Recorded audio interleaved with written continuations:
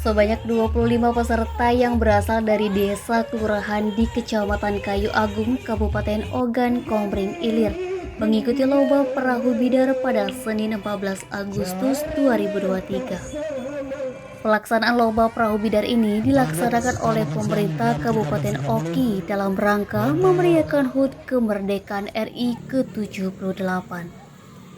Kepala Dinas Pemuda dan Olahraga Kabupaten Oki, M. Amin SPD mengatakan, perlombaan perahu bidar ini memang rutin dilaksanakan setiap tahun menyambut Hari Kemerdekaan dan juga perayaan Hari Raya Idul Fitri.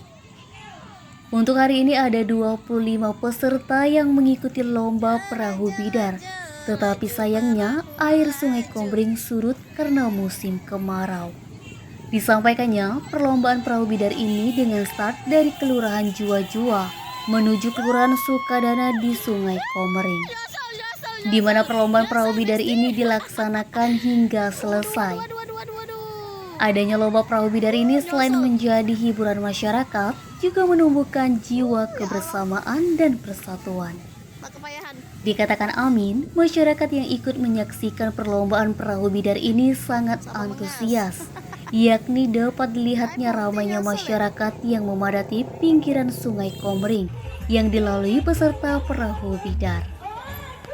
Untuk peserta perahu bidar yang pertama adalah Desa Arisan Buntal melawan Desa Tanjung Lubu.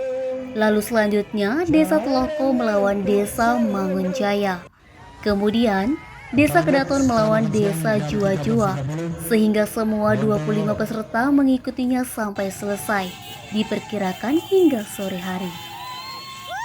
Pantauan Sebek.co Senin 14 Agustus 2023, masyarakat telah memadati pinggiran Sungai Komering untuk menyaksikan perlombaan perahu bidar. Baik orang dewasa maupun anak-anak sangat bersemangat menonton lomba perahu bidar.